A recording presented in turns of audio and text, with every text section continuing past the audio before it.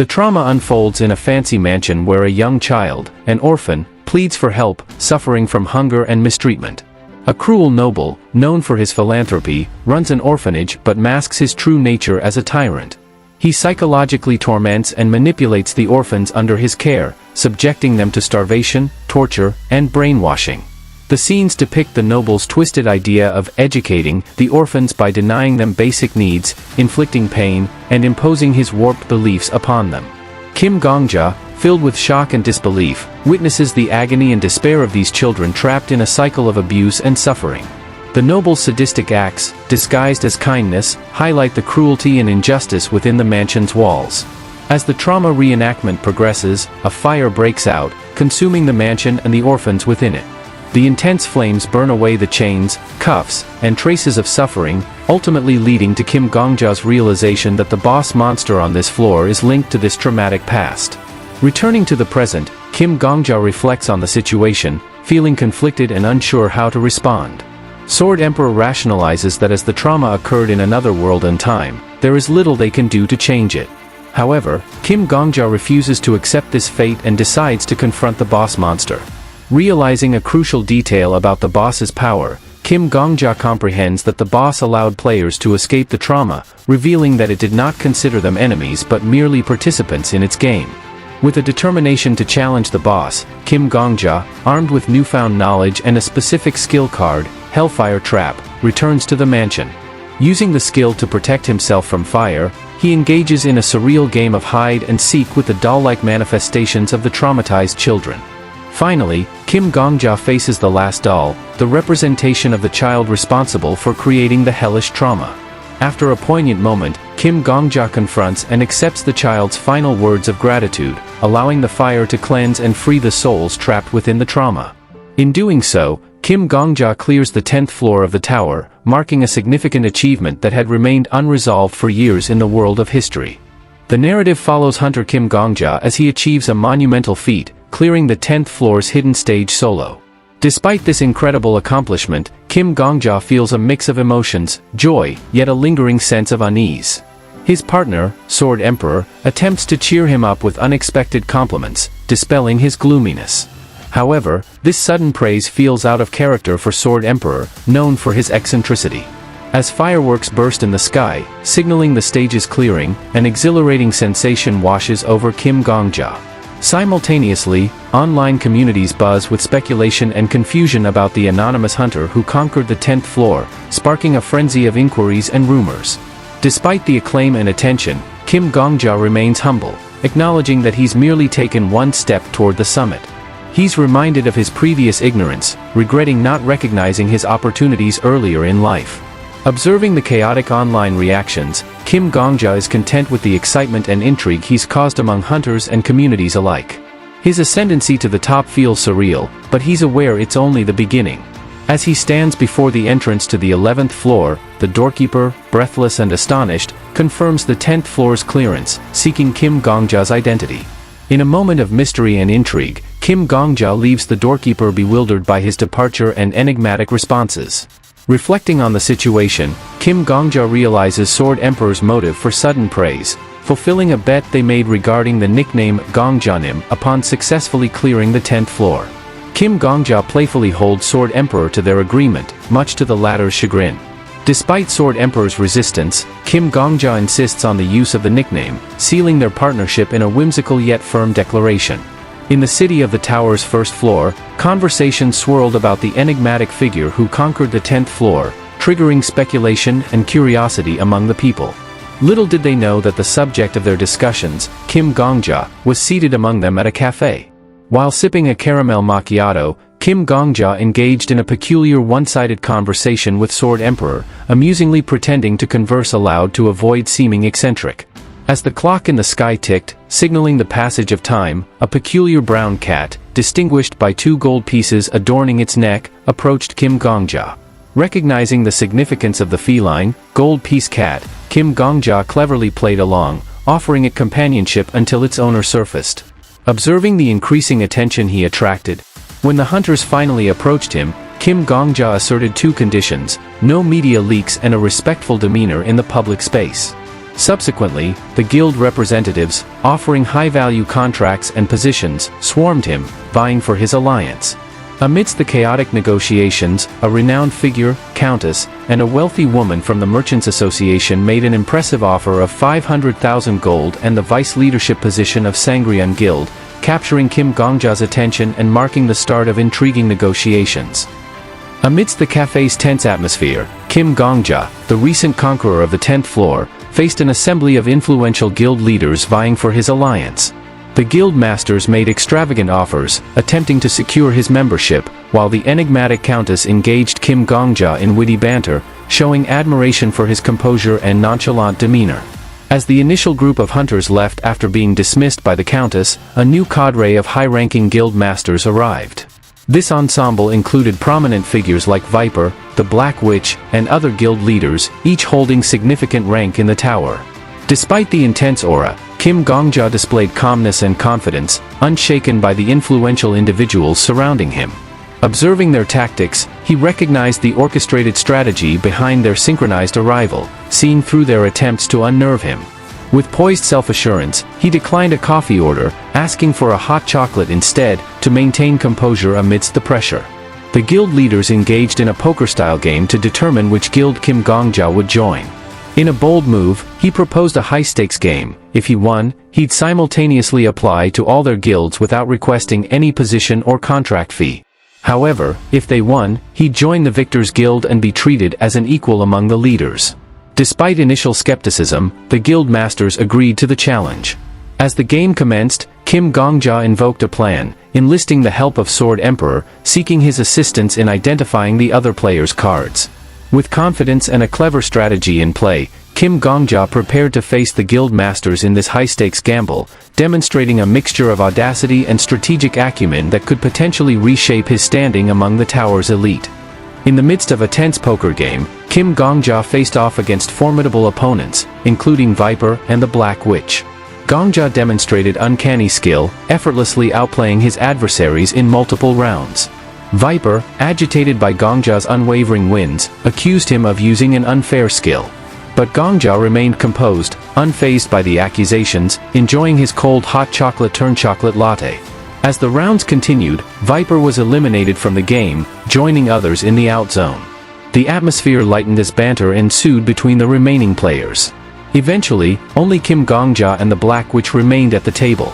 In a display of vulnerability, the Black Witch shared her past, highlighting the hardships she endured as a survivor of war. Despite this, she gracefully conceded the game to Kim Gongja.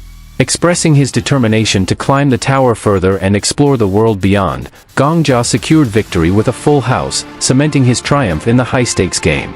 As promised, Gongja opted to be treated equally among the guild masters. However, before departing, he imparted a valuable hint about the upcoming floors, revealing that the theme for the 11th to the 20th floor would involve play. His parting gift was met with gratitude and a promise of future reciprocity from the Black Witch, leaving anticipation for Gongja's next move as he prepared to face the challenges of the newly opening 11th floor.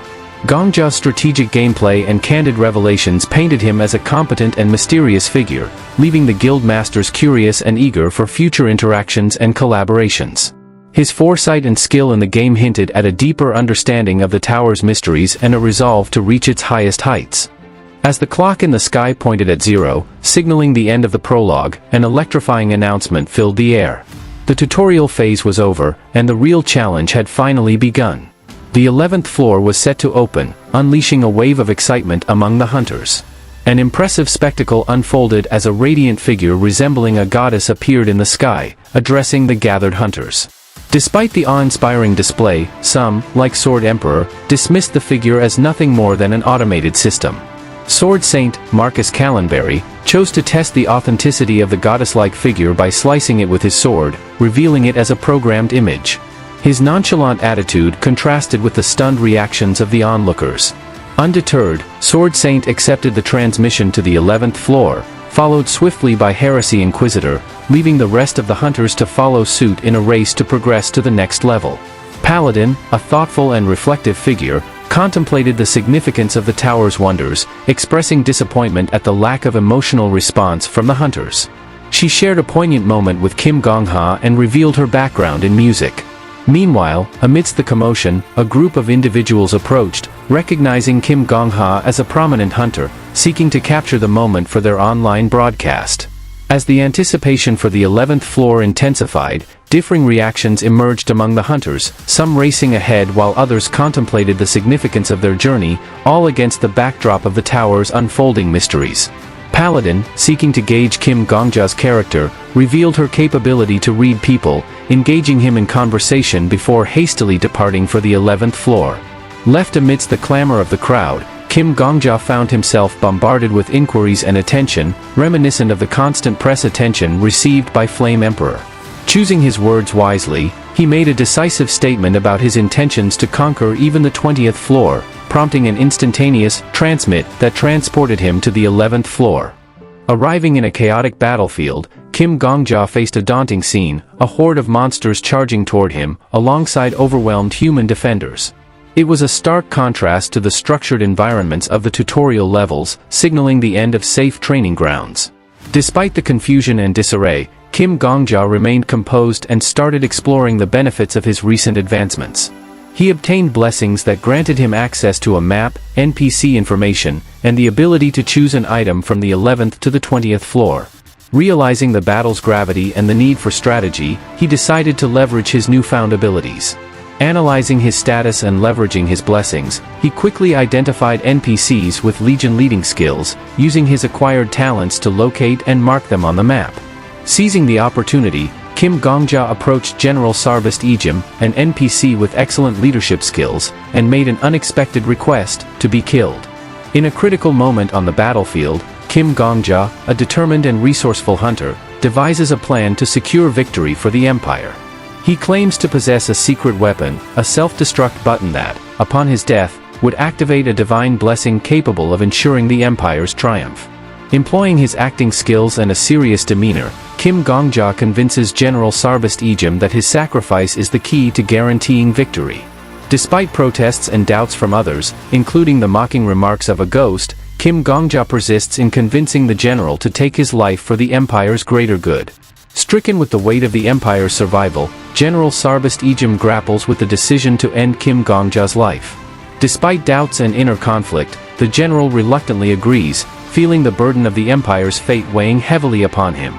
With a mix of regret and a sense of duty, the general draws his blade, promising to send Kim Gong-ja off without pain.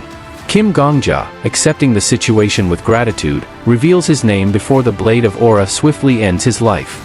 The scene concludes with Kim Gong-ja's demise, signified by the notification that he has died, leaving a sense of sacrifice and determination to ensure victory for the Empire, albeit at the cost of his own life. On the 11th floor battlefield, Kim Gong-ja, using his newfound ability to copy NPC skills, aids the Ejim Empire in a pivotal battle.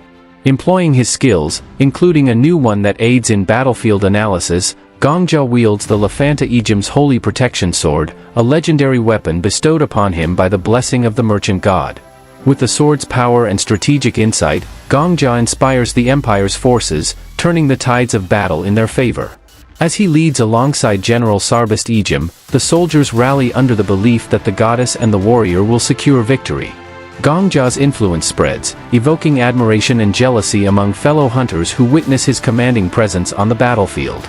Utilizing his skills, language prowess, and the legendary sword, he swiftly eliminates the enemy's High King Goblin, turning the tables in favor of the Empire. With Gong-ja's exceptional contributions, the 11th floor is cleared within a day, leading him to claim the top spot in the level of contribution rank.